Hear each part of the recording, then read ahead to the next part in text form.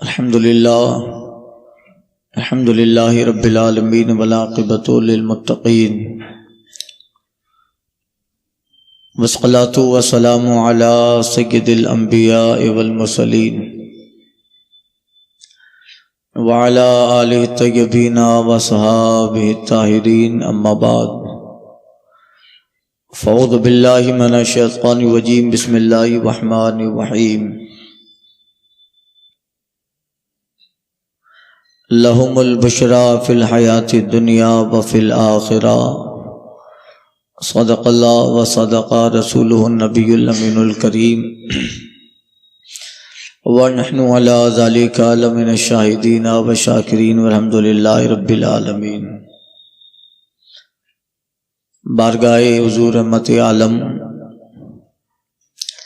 سرور کشور رسالت،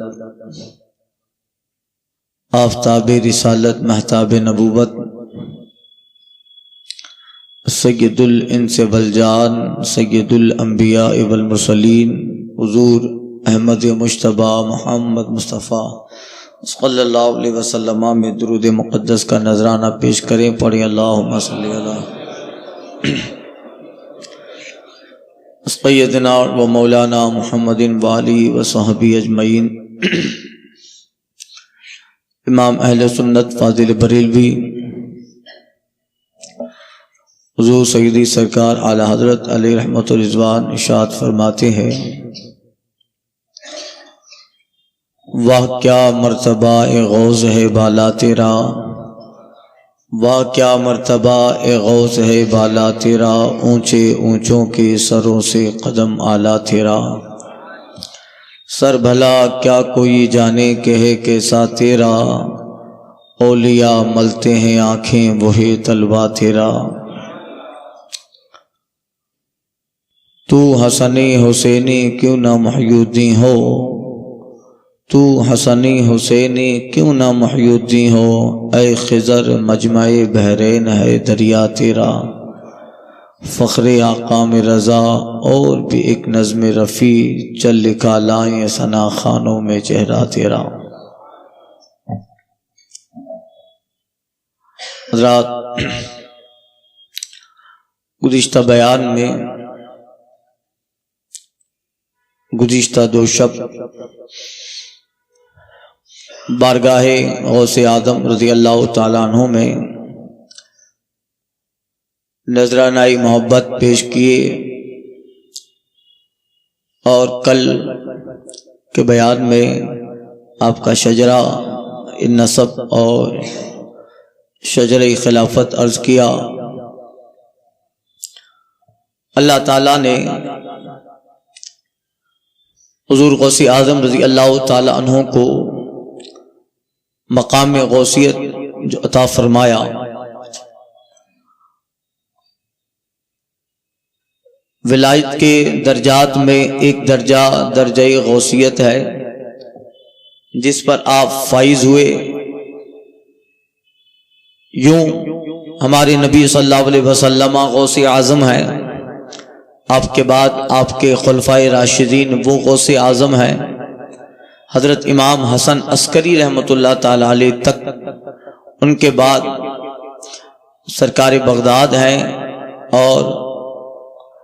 آنے والے زمانے قرب قیامت میں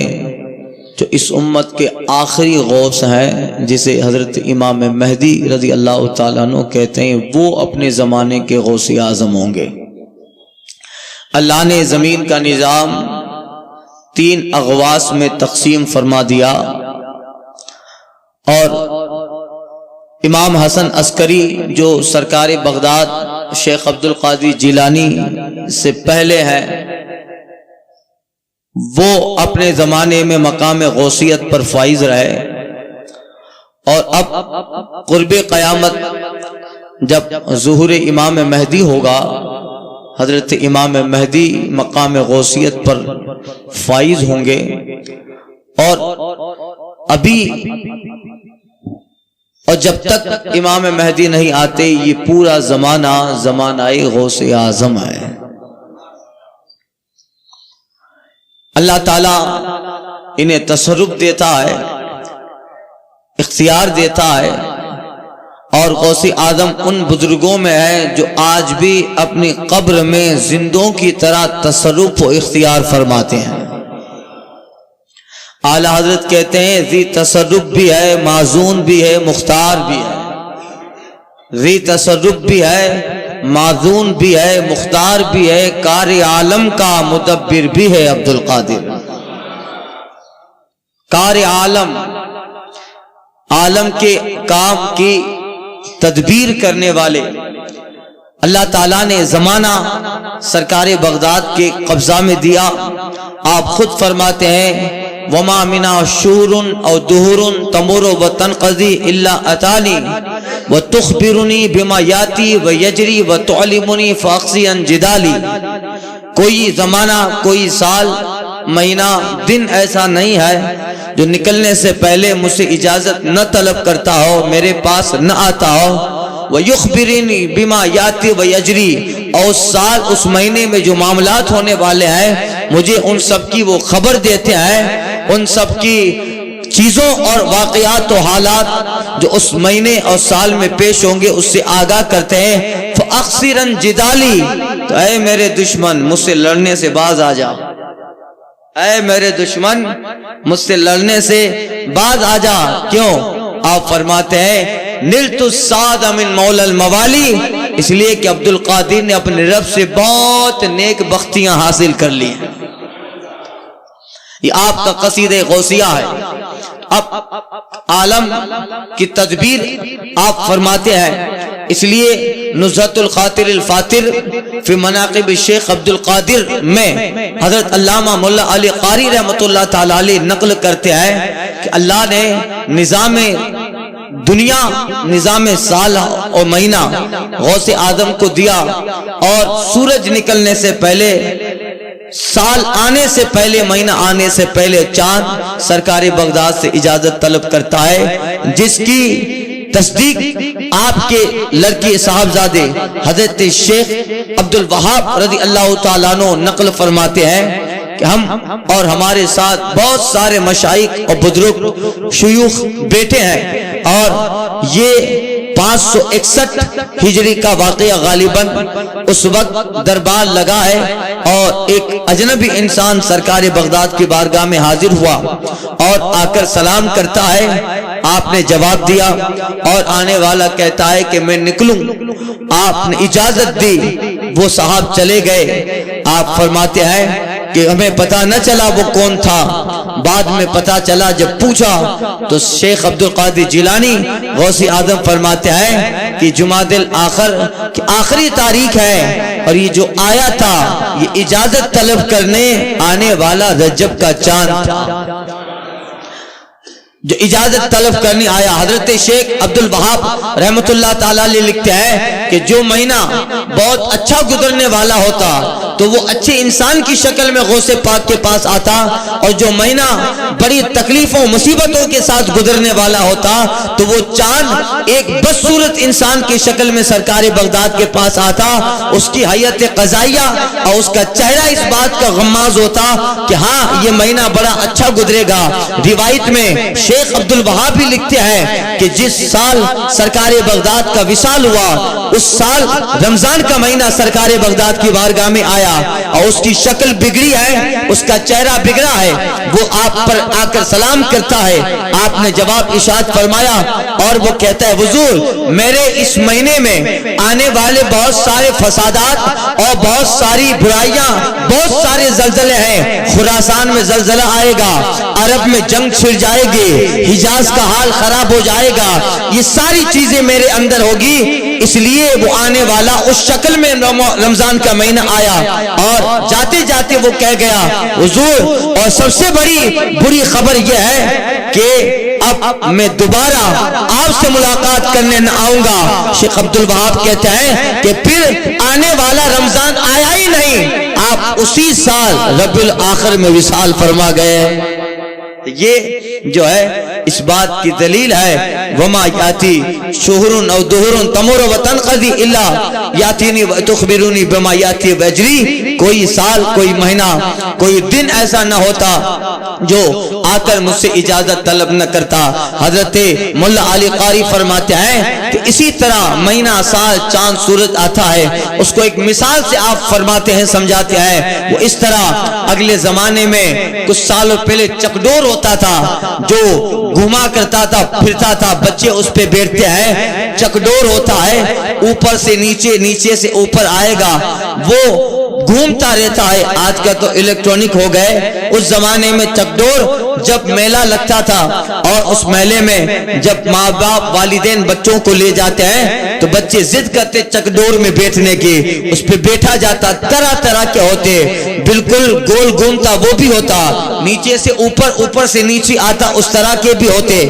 آپ شیخ امر اللہ علی قاری رحمت اللہ علیہ فرماتے ہیں کہ اللہ نے جو تصرف سرکار بغداد کو دیا ہے اس کو اسی طرح سمجھو جس طرح چکڈور کے نیچے بیٹھنے والا جو محافظ ہوتا ہے، جو گارڈ ہوتا ہے، وہ نیچے بیٹھتا ہے، اور چکڈور میں لوگوں کے بیٹھنے کے لیے کرسیاں رکھی ہوتی ہیں، اس کے پاس ایک کرسی آتی ہے، وہ آگے دھکا دیتا ہے، دوسری کرسی آئی دھکا دیتا ہے، سب کو دھکا دیتا ہے، تو چکڈور اپنے جو ہے مقام پہ گھومتا رہتا ہے، وہ اپنے مقام پہ چلتا رہتا ہے، نیچے گارڈ محافظ بیٹھ کر ہر کرسی کو آگے کی طرف دھکا دیتا ہے، تو وہ اپنے مقدار پہ گھومتا رہتا ہے چکڈور۔ علامہ مولا علی قاری فرماتے ہیں اسی طرح یہ دنیا ایک چکڈور کی طرح اللہ تعالیٰ نے سرکار بغداد کے سامنے رکھی ہے۔ چاند آ رہا ہے، دھکا دیتے ہیں، چلا جا رہا ہے، سورج آ رہا ہے، دھکا دیتے ہیں، چلا جا رہا ہے۔ نظام کائنات میں جتنی چیزیں ہیں جس سے کائنات میں انقلابات آتے ہیں، کائنات میں پریورتن آتا ہے،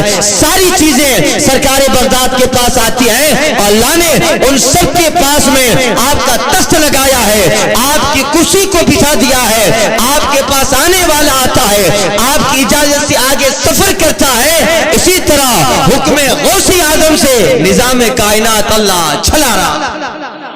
تو یہ نظام کائنات آپ کے پاس تھی، ساری چیزیں آ کے اجازت طلب کرتی ہے۔ اسی لیے اعلیٰ حضرت فرماتے ہیں ذی تصرف بھی ہے، معزون بھی ہے، مختار بھی ہے، ذی تصرف بھی ہے، معزون بھی ہے، مختار بھی ہے، کار عالم کا مدبر بھی ہے عبدالقادر۔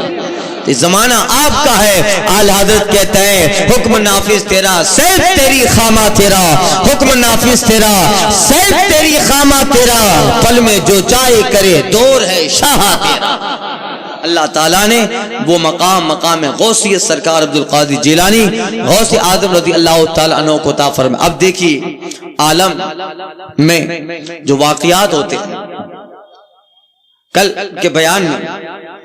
آپ کی ولادت اور شجرہ بیان کیا، جس کو بڑا بننا ہوتا ہے اللہ تعالیٰ بچپن ہی میں اس کی ذات سے ایسی نورانیت بکھیرتا ہے جس کا بچپنا اس بات کا غماز ہوتا ہے کہ یہ آگے چل کر بہت بڑا مقام پالے گا، جنہیں بڑا ہو کر بہت کام کرنا ہے، یا جو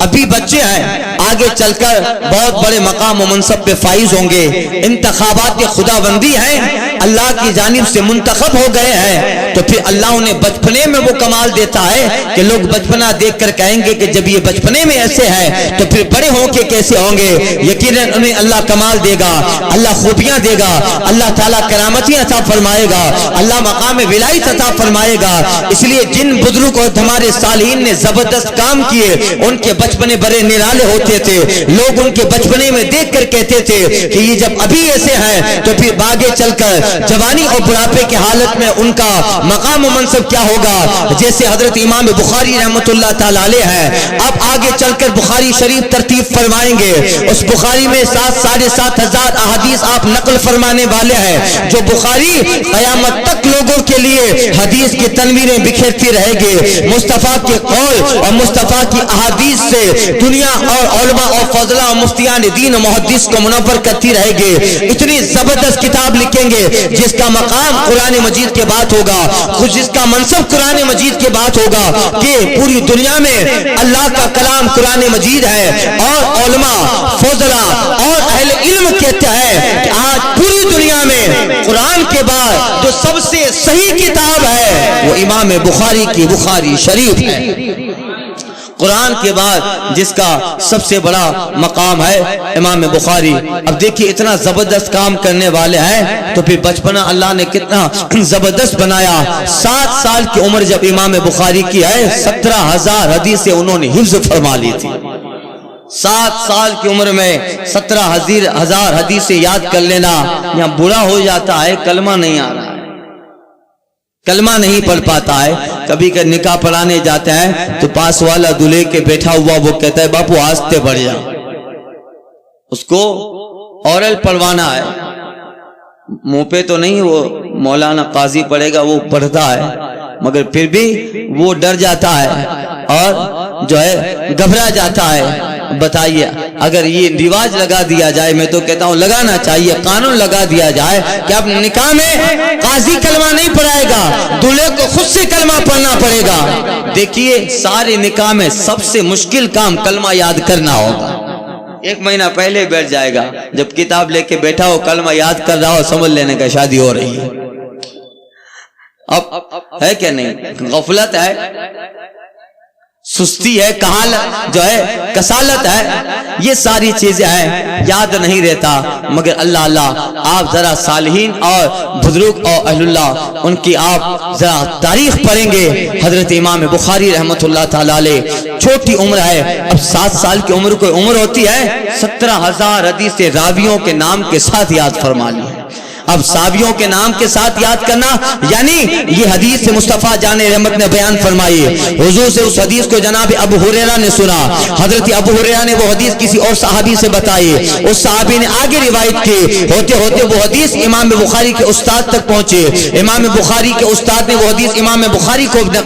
بیان فرمائی، انہوں نے اپنے استاد سے حدیث کی سماعت کی۔ ظاہر بات ہے حضور سے لے کر ابو ہریرہ، وہاں سے لے کر امام بخاری تک جب وہ حدیث پہنچے گی بیچ میں 15 راویوں کا واسطہ، 10 راویوں کا واسطہ، 16-17 راویوں کا واسطہ، ان سارے راویوں کے حالات امام بخاری کو یاد ہے۔ اور جب آپ بڑے ہو گئے علماء لکھتا ہے کہ 3 لاکھ سے زیادہ حدیثیں امام بخاری کو یاد تھی، وہ 3 لاکھ حدیثیں امام بخاری کو یاد بھی ہے، ان حدیث میں کتنے راوی ہیں، ان راویوں کے حالات امام بخاری کو یاد ہے۔ یہ حدیث ابو ہریرہ نے سنی ہے، ابو ہریرہ سے ہوتے ہوتے امام بخاری کے استاد تک پہنچی ہے، بیچ میں 15 راوی، 50 راوی بعض حدیث میں، کسی میں 17، کسی میں 18 راوی۔ اب امام بخاری کو جب حدیث یاد نہیں ہے، ابو ہریرہ یا حضور سے جس صحابی نے سنا وہاں سے لے کر امام بخاری تک جب وہ حدیث پہنچی ہے، بیچ میں جتنے راوی ہیں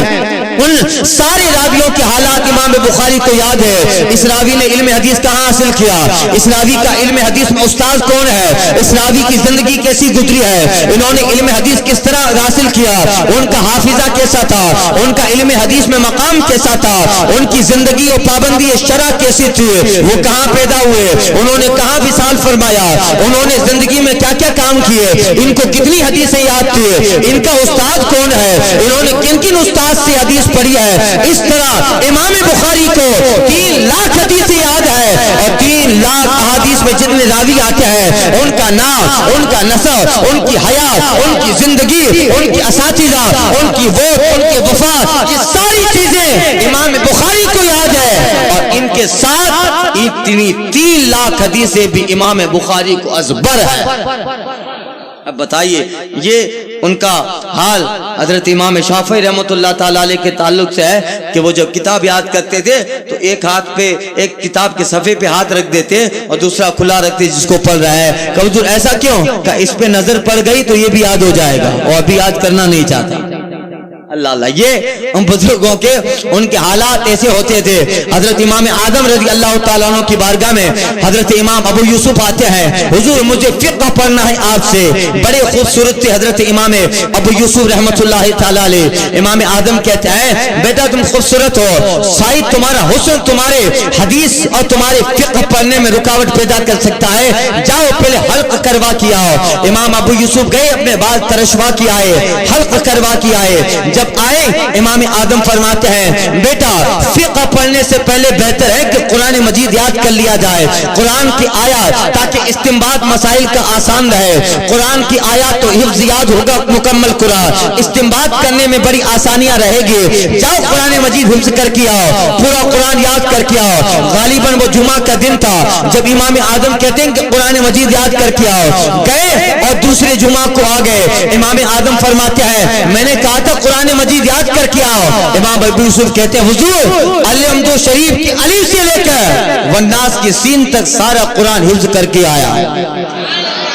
ایک ہفتہ میں 8 دن کے اندر پورا قرآن مجید یاد کر کے آ گئے۔ یعنی ان کا بچپنا اس بات کا غماد ہے، یہ بڑے ہو کر بہت بڑے کام کرنے والے ہیں۔ اللہ تعالیٰ ان کی ذات سے جو ہے دنیا کو فیض دے گا، لوگ ان کی ذات سے علم پڑھیں گے، ان کی نقوش، ان کی زندگی کے کارنامے، ان کی تحریریں، ان کی تقریریں، ان کے بعد بڑے جو ہے لوگوں کے دلوں کو بدلیں گے اور لوگوں کے دلوں میں خوف خدا بھرنے کا سامان پیدا کریں گے۔ تو ان بزرگوں کے بچپنے ایسے ہوتے تھے۔ یہی حال سرکار بغداد کا ہے، یہی حال غوث آدم کا ہے۔ بچپنا اتنا بے مثال اللہ نے بنایا، لوگوں کو مشہرت حاصل کرتے کرتے زمانہ گزر جاتا ہے۔ ایک عالم کہتے ہیں اس زمانے کے عالم کا ایک بیان ہے کہ وہ دور تو ایسا ہوتا تھا کہ اگر کوئی عالم ایک کتاب لکھتا تھا، اس کتاب کو اس نے بہت محنت سے لکھا، مگر وہ کتاب جب اس کے ملک میں پھیلتی اسے 10 12 سال 15 سال 20 سال لگ جاتے، اور وہ کتاب اس کے ملک سے دوسرے ملک میں پہنچتی اور دوسرے ملک والا جب اس کی کتاب کو پڑھتا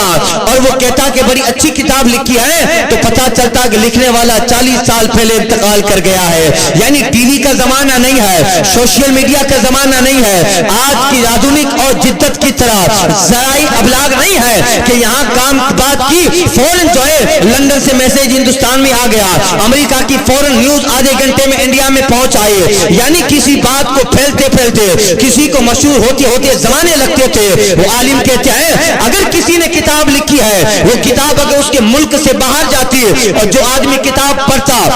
اور پڑھ کے کہتا کہ کتاب لکھنے والا اچھا ہے، تو پتہ چلتا کہ 40 سال پہلے اس کتاب کو لکھا گیا،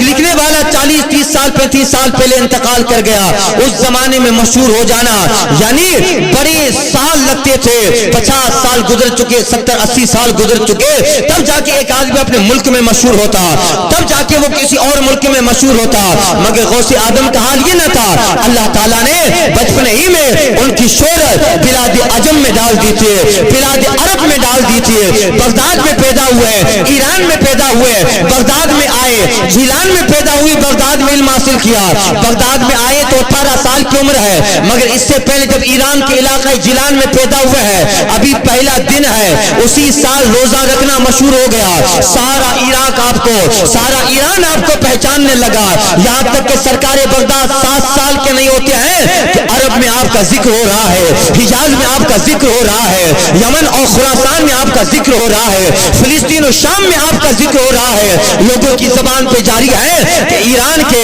علاقہ جیلان میں اشراف سادات میں ایک بچہ پیدا ہوا ہے جو پیدا ہوتے ہی روزہ رکھا ہے، پیدا ہوتے ہی دودھ ماں کا چھوڑ دیا ہے۔ اشراف سادات میں ایک بچہ پیدا ہوا ہے جس کا نام عبد القادر جیلانی ہے۔ بچپنے میں اللہ تعالیٰ نے کرامتوں کا امبار لگا دیا ہے، ماں کے پیٹ سے 18 پارے کا حافظ قرآن بن کے پیدا ہوا۔ اللہ اللہ، جب دوسروں کو شہرت حاصل کرتے کرتے زمانے گزر جاتے تھے، سرکار بغداد نے بچپنے میں سارے عالم میں مقام شہرت حاصل کر لیا ہے، آپ کا نام اللہ نے پھیلا دیا۔ اسی کا ذکر غوث آدم نے اپنے قصیدے میں فرمایا، فرماتے ہیں وہ عبد القادر مشہور اسمی، عبد القادر مشہور اسمی، اور اے لوگوں میرا مشہور نام عبد القادر ہے۔ مشہور سے کیا مراد؟ صرف جیلان جانتا تھا کیا؟ بغداد جانتا تھا؟ نہیں، پوری دنیا جانتی تھی۔ اس لیے آپ کہہ رہے ہیں وہ عبد القادر مشہور اسمی وہ جدی صاحب العین الکمالی، میرا مشہور نام عبد القادر جیلانی ہے اور میرے نانا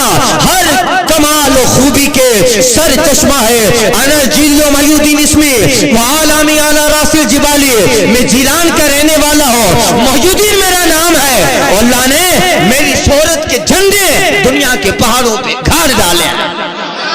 انا جیلیو محی الدین اسمی وعالمی علی راس الجبالی، کہتے ہیں اور میرے جیلان کا رہنے والا محی الدین میرا نام ہے، اور اللہ نے میری عظمت کے پرچم دنیا کے بڑے بڑے پہاڑوں پہ نصب کیا ہے کہ یہ دنیا کا پہاڑ، یہ تو یہاں کا پہاڑ ہے، جس کی حکومت آتی ہے اپنا جھنڈا گاڑ کے آ جاتا ہے، یہ پہاڑ مراد نہیں ہے۔ علماء کہتے ہیں اس پہاڑ، جس پہاڑ پہ غوث اعظم کی عظمت کا جھنڈا ہے، آخر کون سا؟ ایران کا پہاڑ تھا کیا؟ زیلان کا پہاڑ تھا؟ بغداد کا پہاڑ تھا؟ بلاد عجم کے پہاڑ تھے؟ کون سے پہاڑ تھے؟ علماء کہتے ہیں وہ پہاڑ اہل اللہ کے دل تھے۔ کوئی ولایت کا پہاڑ ہے، کوئی قطبیت کا پہاڑ ہے، کوئی غوثیت کا پہاڑ ہے، کوئی خواجگیت کا پہاڑ ہے، کوئی فردیت کا پہاڑ ہے، کوئی عبدلیت کا پہاڑ، بدلیت کا پہاڑ ہے، کوئی ولایت کا پہاڑ ہے، کوئی معرفت کا پہاڑ ہے، کوئی قرب خدا بندی کا پہاڑ ہے، کوئی خوف خدا بندی کا پہاڑ ہے، کوئی قرب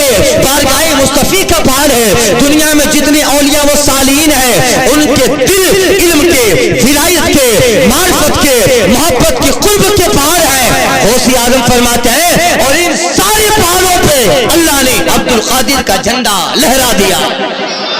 انا الجیلیو میودین اسمی وعالمی علی راس الجبالی، جیلان کا رہنے والا ہوں، میودین میرا نام ہے، اور اللہ نے میری عظمت کے پرچم اولیاء کے سینوں کے پہاڑوں پہ گاڑ دی۔ یہ سرکار بغداد اس زمانے میں اتنے مشہور ہوئے کہ چپے چپے میں آپ کا ذکر ہونے لگا۔ لوگ کہتے تھے بچپنا، ظاہر بات ہے بچپنا ان کا اتنا بے مثال ہے، لوگ کہتے تھے جب بچپنا ایسا ہے چلتے چلتے ٹھوکر مارتے ہیں تو مردہ زندہ ہو جاتا۔ اللہ اللہ، غوث اعظم کے ساتھیوں میں کھیلنے والے غوث اعظم کبھی کھیلتے نہیں تھے۔ آپ خود فرماتے ہیں ایک دن میں بچوں کے ساتھ کھیل رہا تھا اور ارادہ کیا، بیٹے تو آپ کھیلتے نہیں تھے، ان ساری چیزوں سے کراہت محسوس کرتے تھے، مگر کبھی کبھی فطرت کا تقاضا ہے۔ آپ خود اپنا بچپن کا واقعہ بیان کرتے ہیں کہ مجھے جب کھیلنے کا شوق ہوا، ایک دن اپنے ساتھی بچوں کے ساتھ جب کھیل رہا تھا، اچانک وہاں سے ایک بیل کا گزر ہوتا ہے۔ اس بیل نے فصیح عربی زبان میں کہا یا عبد القادر وما خلقت لہذا، اے عبد القادر تجھے کھیلنے کے لیے پیدا نہیں کیا ہے، تیرے پیدا کرنے کا مقصد کچھ اور ہے، تجھے دنیا میں وجود دینے کا مقصد کچھ اور ہے۔ غوث اعظم کہتے ہیں اس بیل کی زبان سے ہر فصیح عربی زبان میں انسانوں کی طرح کلام سنا، میں ڈر گیا، واپس گھر پہ آ کے میں سو گیا، گھر کے کونے میں بیٹھ گیا۔ غوث اعظم کہتے ہیں اسی طرح بچپنے میں جب کوئی ایسا واقعہ ہوتا مجھے غیبی آوازیں آتی تھی، کبھی خضر بولتا ہے، کبھی کوئی جانور انسانی زبان میں کلام کر رہا ہے۔ غوث اعظم کہتا ہے میں نے اسی وقت سمجھ لیا اللہ نے میرا انتخاب اپنی بارگاہ میں کر لیا۔ اسی لیے غوث اعظم سے کسی نے کہا تھا حضور آپ کو کب پتا چلا کہ آپ اللہ کے ولی ہیں؟ آپ کو کب پتا چلا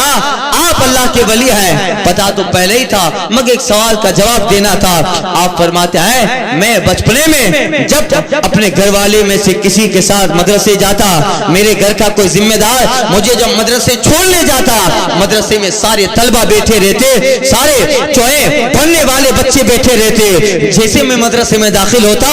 ہاتھی پہ غیبی آواز دیتی تھی اے بچوں جگہ چھوڑو، وقت کا قطب آ رہا ہے، اللہ کا ولی آ رہا ہے۔ میں آواز سنتا تھا، اس آواز کے سننے پر بچے میرے لیے جگہ چھوڑ دیتے اور میں اس جگہ پہ تشریف فرما ہوتا، بیٹھ جاتا۔ مجھے یقین ہو گیا یہاں تک کہ جب میں کبھی کبھی اپنے گھر سے مدرسے کے لیے نکلتا،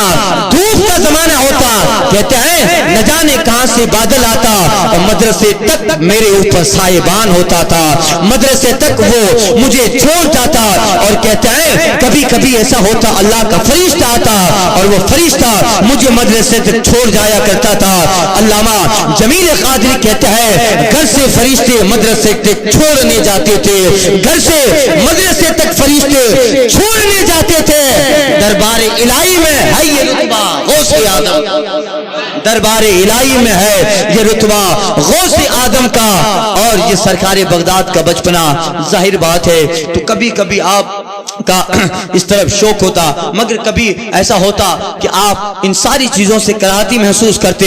آس پاس کے سارے بچے آتے کھیلتے تھے، اور جب شام ہوتی وہ بچے چلے جاتے، وہ آس پاس کے لوگ بھی یہ چاہتے تھے کہ ہمارا بیٹا ام الخیر فاطمہ امت الجبار کے بیٹے عبد القادر کے ساتھ کھیلے، صحبت اچھی ہوگی ان میں اچھا آئے گا، اس لیے کہ اشراف سادات کا بچہ ہے، اہل بیت اطہار میں سے ایک ہے، ان کی ماں کے تقوی کا جواب जवाब नहीं है, इनके वालिद के तकवा का जवाब नहीं, और आगे तक जितने उनके आबा व अजदाद हैं सब पहुंचे हुए आरिफ बिल्लाह, वासिल बिल्लाह और खुदा के बरगुज़ीदा बंदे हैं। तो लोग तमन्ना करते थे हमारा बेटा अगर अब्दुल कादिर के साथ रहे, उनके साथ खेलेगा तो फिर सोहबत अच्छी होगी, ख्यालात अच्छे होंगे, जिंदगी में परिवर्तन आएगा, जिंदगी में इनकलाब आएगा। और एक रिवायत बैजतुल असरार में यह है कि जिस दिन सरकार बगदाद पैदा हुए उस दिन दुनिया में जहां भी बच्चा पैदा हुआ अल्लाह ने सबको विलायत अता फरमाई। और बगदाद और क्या कहते हैं ईरान के जिलान के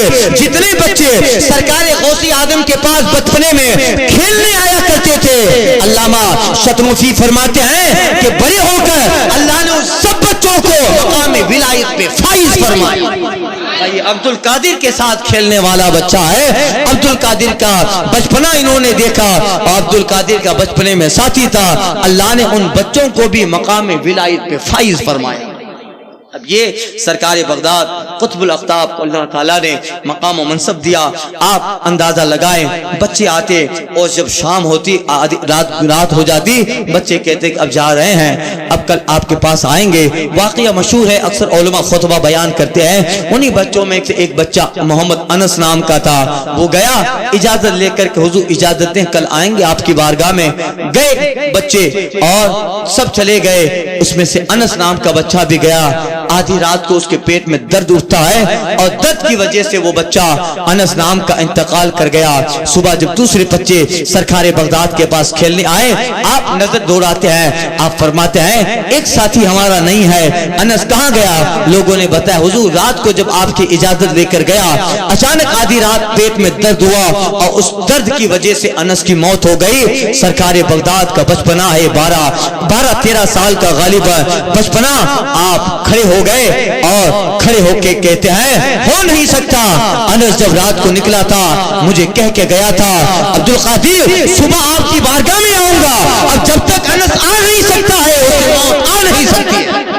जब तक आएगा नहीं उसे मौत ना आएगी। आप तशरीफ ले गए तो देखा उस मोहम्मद अनस जो बच्चा था उसको गुस्ल दे दिया गया है और कफन पहना दिया गया है। घर वाले, उसकी माँ, उसकी बहन, उसका बाप जो भी रहे हो सब रो रहे हैं। सरकार बगदाद का तो उस वक्त भी मकाम मनसब था। लोगों ने देखा अबू साले मूसा जंगी दोस्त का शहजादा आ गया, उम्मुल खैर फातिमा का लड़का आया, शहजादा आया। लोगों ने जगह छोड़ डाली, आइए सरकार बगदाद तशरीफ ले गए और जब अनस का लाशा जो है पड़ा है, आप उस लाशे के सामने मुखातिब होके कहते हैं अनस दोस्त दुनिया में बड़ी वफा निभाई, कल कह के गए थे कि आऊंगा और बगैर आई चल गई, ये कोई वफा होती है? ये कहकर आपके पांव का अंगूठा अनस के कफन पे लगना था, अल्लाह ने उसी मुद्दा जिसमें दोबारा जान डाल दी। और अनस खड़े हो गए, आंखों को मसलते हुए देखा कि माँ रो रही है, देखा बाप रो रहा है, बहन क्या हुआ? माँ कहती बेटा तेरा रात को इंतकाल हो गया था, ये तो तेरे दोस्त अब्दुल कादिर की वजह से दोबारा जिंदगी तुझे मिल गई है। अनस कहते ऐसा है, इंतकाल हो गया था अम्मी जान, मुझे तो ऐसा लगता है रात को सोया था सुबह बेदार हो गया। ये सरकारे बगदाद अल्लाह ताला ने बचपना इतना बेमिसाल बनाया। अब बताओ जवानी कैसी होगी? जवानी कैसी होगी जब सरकार बगदाद में जलवाबार है। एक बुढ़िया आती है गौसी आदम की बारगाह में, कहा जाओ अब्दुल कादिर से कहो फुला नाम की औरत आई है। अब देखिए बचपना, गए हजरत फुला नाम की औरत इजाजत चाहती है, बाहर खड़ी है, गौसी आदम खड़े हो जाते हैं, अरे वो आई है बुलाना मत। खुद गए और उस बड़ी बी का हाथ पकड़कर अपने खानकाह में लाए, चादर बिछाई और कहा अम्मी जान इधर बैठो। लोग ताज्जुब में हैं, वक्त का गौसी आदम अब्दुल कादिर जीलानी आखिर इस औरत कितनी ताजीम कर रहा है। पता चला आपसे जब पूछा हुजूर इस बड़ी बी इस बुढ़िया की इस ताजीम की वजह क्या है? गौसी आदम फरमाते हैं अरे ये वो है जिसने मेरी माँ का चेहरा देखा है। اللہ اللہ، آپ ذرا اندازہ لگاؤ، جس عبد القادر کی ماں کی سہیلی وہ سرکار بغداد کے پاس آئی ہے اور اس کی عزت غوث اعظم کر رہے ہیں، یہ وہ ہے جس نے میری ماں کو دیکھا ہے، یہ وہ ہے جس نے میری ماں کی سہیلی بن کے رہی ہے، یہ وہ ہے جس نے میری ماں سے ملاقات کی ہے۔ آپ اندازہ لگاؤ، جو عبد القادر اپنے وقت کا قطب الاقطاب ہے، اپنے وقت کا غوث الاغواث، اپنے وقت کے ولیوں کا تاجدار ہے، اس کا حال دیکھو، اس بڑی بھی کی عزت کرتے ہیں، اس کی کتنی تعظیم کرتے ہیں۔ آپ فرماتے ہیں اس نے میری ماں سے ملاقات کی ہے، میری ماں کی سہیلی ہے، جب سہیلی ان کی ماں کی، جس نے ان کی ماں کو دیکھا ہے، اس کی اتنی تعظیم کرتے ہیں، بتاؤ غوث اعظم اپنی حقیقی ماں کی کیسی تعظیم کرتے ہوں۔ اللہ اللہ، بٹھایا اور گھر میں اپنی بیویوں سے اور خادموں سے، گھر والوں سے کہا یہ بڑی بھی میرے جیلان کی ہے، یہ تو آپ کا بغداد کا زمانہ تھا، عراق کا، کیا یہ ہماری پڑوسن تھی، اس کو بٹھاؤ کھلاؤ، جب تک رہے کوئی کچھ نہ کہے اور اس کی عزت میں کوئی کمی نہ آئے۔ بٹھایا کھلایا، کئی دن تک رہی، گھر والے سب خدمت میں لگے رہتے، اللہ اللہ، اور اتنی عزت کی۔ جب بڑی بھی جانے لگی اجازت طلب کرتی گئی، ٹھیک ہے تھوڑا پہنچی، پھر آپ واپس آئی۔ عبد القادر بیٹا ایک بات پوچھوں؟ ہاں پوچھو بڑی بھی امی جان، کیا بات ہے؟ کہ بیٹا تمہارے بچپنے کا دور میں نے دیکھا ہے، تمہارے بچپنے کا زمانہ میں نے دیکھا ہے، تمہارے گھر پہ مہمانوں کا تانتا بندھا رہتا تھا، اور تمہارے والد تمہاری والدہ اللہ نے ان کو بھی شہرت عطا فرمائی تھی، اور لوگوں کے آنے جانے کا تانتا بندھا رہتا۔ کبھی کبھی جب تمہارے گھر پہ بہت زیادہ لوگوں کی بھیڑ ہوتی، مہمانوں کا قافلہ ہوتا، مہمان زیادہ ہوتے، عبد القادر تمہاری والدہ کھانا بناتی، ان مہمانوں کے لیے کھانے پینے کا انتظام ہوتا۔ گھر کا جب کام بڑھ جاتا تو کبھی کبھی تمہیں میرے پاس تمہاری والدہ چھوڑ کے آتی تھی، اور کبھی کبھی پورا دن تم میرے پاس رہتے، میں تمہیں جھولا جھلاتی، میں تمہیں کھلاتی تھی۔ عبد القادر وہ تو میرا زمانہ تمہارا میں نے دیکھا ہے، بس اب پوچھنا یہ ہے کبھی کبھی تم میرے گھر پہ ہوتے، میری گود میں ہوتے، میرے جھولے میں ہوتے، میں دیکھا کرتی، اچانک تم میری گود سے پرواز کر رہے ہو، اڑ رہے ہو، اڑتے اڑتے دنیا مافیہا ہوا فضا خلاؤں سے گزر کر عبد القادر میں دیکھا کرتی تھی تم آسمان کے سورج پہ بیٹھ گئے ہو، آسمان کے سورج پہ بیٹھے ہو۔ بس پوچھنا یہ ہے بیٹا وہ سورج پہ آنے جانے کی کرامت اب بھی جاری ہے یا بند ہو گئی؟ اللہ اللہ، سرکار بغداد کہتے ہیں بڑی بی وہ تو تیرے بیٹے عبد القادر کا بچپنا تھا کہ اسے سورج پہ آنے اور جانے کی ضرورت پڑتی تھی، آج تو اللہ نے تیرے بیٹے عبد القادر کو وہ مقام منصب عطا فرمایا ہے، آج جانے کی ضرورت نہیں پڑتی۔ ایسے ہزاروں سورج عبد القادر اپنی آستین میں لے کے بیٹھتا ہے، ایسے سورج یہ اس وقت تک نہیں نکلتا جب تک تیرے بیٹے سے اجازت طلب نہ کر لے، اور اے بڑی بھی یہی سورج جب میرے مریدوں پر حشر کے میدان میں گرمی کرتا ہوگا، اس وقت عبد القادر اسی سورج کی گرمی سے سارے مریدوں کو بچائے گا اور جنت میں اپنے ساتھ داخلے میں لے جائے گا۔ اللہ اللہ، ندا دے گا حشر میں یوں قادری منادی، یوں ندا دے گا حشر میں منادی، یوں قادریوں کو ندا دے گا حشر میں منادی، یوں قادریوں کو، کہاں ہے قادری کر لے نظارہ غوث آدم کا، کہاں ہے قادری کر لے نظارہ غوث آدم کا، خدا کے فضل سے ہم پر ہے سایہ غوث آدم کا، ہمیں دونوں جہاں میں ہے سہارا غوث آدم کا، بلا کر چوروں کو دیتے ہیں ابدال کا رتبہ، ہمیشہ جوش پہ رہتا ہے دریا غوث آدم کا، عزیزوں کر چکو تیار جب میرے جنازے کو، لکھ دینا کفن پر یہ تھا نام و لیوا غوث آدم کا، اور کہتے ہیں جمیل قادری سو جان سے مرشد پہ قربان بنایا جس نے تجھ جیسے کو نام لیوا غوث آدم کا، صبا وہ چلے کے باغ پھلے، وہ پھول کھلے کے دن ہو بھلے، لیوا کے تلے ثنا میں کھلے رضا کی زباں تمہارے